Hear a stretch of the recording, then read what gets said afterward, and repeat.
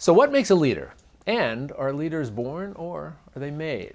Pulitzer Prize-winning author and presidential historian Doris Kearns Goodwin has spent the past few decades writing in-depth biographies of America's leaders, and in her latest book, titled Leadership in Turbulent Times, she draws upon four past presidents, Abraham Lincoln, Theodore Roosevelt, Franklin D. Roosevelt, and Lyndon Baines Johnson, and examines what made each the right leader for his time, and what today's aspiring and established leaders can learn from them. And we are delighted to welcome a good friend from a long time ago, Doris Kearns Goodwin, here to MetroFocus. It's so nice to see you. Thank you. I'm so glad to be with you. They are so very different, these four characters. But when you looked at them again through the lens of leadership, did you find similarities amongst them that maybe hadn't been revealed to you before? Yeah, I mean, I think, it's true. They came from entirely different backgrounds. Two of them very privileged, the Roosevelts, Lincoln and LBJ, much more difficult, poverty, concern about economics. They had different temperaments. They're at different times, and I think it's true that sometimes the temperament fits the time. But there was a family resemblance that I could see when I looked at them all together of humility. You wouldn't think of LBJ as humility at first, but not humbleness. It's the ability to acknowledge errors and then learn from your mistakes. What's the difference when you say humility as opposed to humbleness? Well, because you probably, for the four of them, maybe Lincoln, you might, but the other three, that's not usually the first word that's going to pop into your mind. Right, and it doesn't mean that you have a low estimate or you're meek or humble. It just means that you accept that humans have limitations and that you can learn from yourself when you make mistakes. I mean, for example, Teddy Roosevelt, when he first got into the state legislature, and you're absolutely right, you never think of him as humble. In fact, they always said he loved to be in the center of attention so much that he wanted to be the baby at the baptism and the bride at the wedding and the corpse at the funeral, right? So he gets in the state legislature and he realizes later that he had a swelled head. He was so glad to be there. He's blistering comments about his opposition. He's pounding his fist. He makes headlines. He's become famous. And all of a sudden, he can't get anything done. So he realizes, he said, I realized that I had to change my way, that I was not allowing myself to get any compromise or collaboration. So that's the ability to learn, to grow in office. And that's what I mean by humility. We often hear folks talking about our times now as being such turbulent times. And yet you almost forget, when you look at these four figures, talk about the turbulence that surrounded them and their ascension to the offices and what they had to deal with, especially when they first walked in. Oh, I mean, think about Lincoln coming into office. I mean, he later said that if he had known the turmoil he would face, the South was already seceding before he even got there. War was beginning to ramp up. 600,000 people would soon die. He said he couldn't have thought he could have lived through it. Or Teddy Roosevelt, too, coming in after the assassination of McKinley. There's a real mood of rebellion in the country because of the Industrial Revolution, and there's a gap between the rich and the poor, and the working class is feeling like they're not getting a fair shake, and they're not. And he comes in and has to deal with all that tension. There's bombs in the street. There's a nationwide strikes going on. And then, of course, FDR coming in at the height of the Depression, when he said he was afraid the whole house of cards might collapse before he even took the oath of office. And then LBJ's got the assassination in front of him, and the country is obsessed with looking at the killing of JFK and then the killing of Oswald, and the feeling that he's not worthy of being the successor. And the civil rights movement has heated up, and the bill's stuck in the Senate. So each of those had really turbulent times, and it's important for us to remember that in the time we're in right now, but they were the right person for the time, and the citizens were active, which makes a big difference. There's so many great stories here, and so many that make you feel, as you said, that you're connecting with them in some ways. I was fascinated by when you talked about who each of their heroes were. Tell me about that.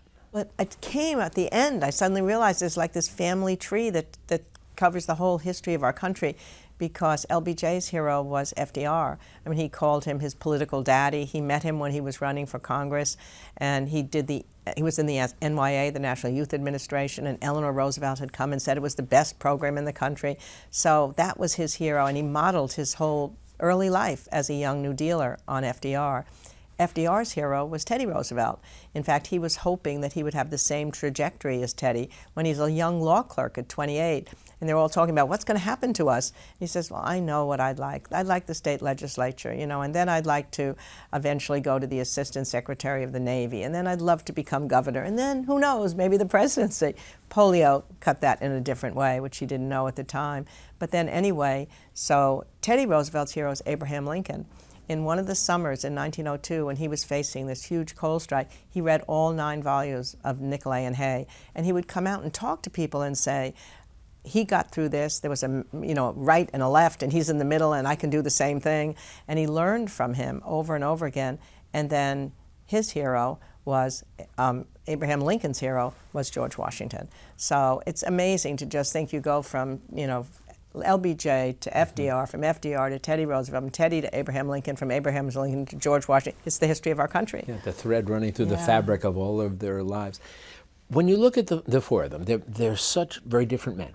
Even you look at the Roosevelts, same extended family, same lives of privilege, but still so terribly different. Did you find a single sort of consistent strand or a trait, a leadership trait that identified each of them? I think I'd have to choose that the most important one was empathy. And it's either born in you, which it was, I think, for Lincoln, and maybe for LBJ, which means that you understand other people's points of view, that you can have a feeling about other people's ways of life. I mean, Lincoln felt that as a young kid. He would watch his friends putting hot coals on turtles and knowing that it was producing pain, and he would go after them for doing that. And LBJ, too, when he was a young person and he taught at the school Cotulla and he saw the pain of prejudice on these kids' faces, and he felt it emotionally. He did everything he could to make their lives better that year he was teaching. Whereas for both Roosevelts, they had to develop empathy. They led such a privileged background for other people through politics. That's when politics can be the most broadening thing. For Teddy, he said, understandably, he said, when I went into politics the first time, it wasn't to make people's lives better. I just liked the adventure of it. But then he saw decrepit tenements, he saw cigar factories, he saw children working, and he began to say, I want to change their lives. And I think for FDR, polio produced even much deeper empathy than some of the natural one he must have had. He suddenly identified with other people to whom fate had an unkind hand. So I think if that's a quality that's missing in a leader, then how do you get to other parts of the country where people feel differently than you? How do you help people that are different from your region or your class or your race? And then the ability to communicate that empathy in the technology of your time and be able to persuade people, to mobilize them to action, would be the other side of that empathy, I think. When you look at the turmoil that we're experiencing today, and I'm not talking about just politically, I'm talking about both sides of the aisle, societally, culturally, which of the 4 that you chronicle here, which of the 4 do you think would be best suited to be a leader today? I think it would be Teddy Roosevelt. I mean, the reason being that his time was similar to ours. I mean, he always warned that the rock of democracy would founder if people in different regions or races or religions began to think of themselves as the other. And it's that division in our country today that I think underlays much of the political turmoil. It's the larger division that's there. And he knew how to speak to people in different parts of the country. He also would be great tweeting, I think. He had those short phrases that he could do, speak softly and carry a big stick. Could you imagine Teddy Roosevelt tweeting? Absolutely. But he would think, I think, before he tweeted. Yes. But don't hit until you have to, and then hit hard. He even gave Maxwell House the slogan, good to the very last drop. Did he? That's right. Yeah. That's right. But I think Teddy Roosevelt. most importantly, what he argued for was a square deal. So he was arguing, so there's people on the left, there's people on the right, and he's saying, I want a deal for the capitalists and the wage worker. I want a deal for the rich and the poor. If you're a rich person, that's fine, as long as you deal fairly. If you're a union guy, I'll be for you, unless you deal unfairly. So that, I mean, he would stand right in the center, but progressively moving the country forward. And he had a sense of humor. He had a self-deprecating sense of humor.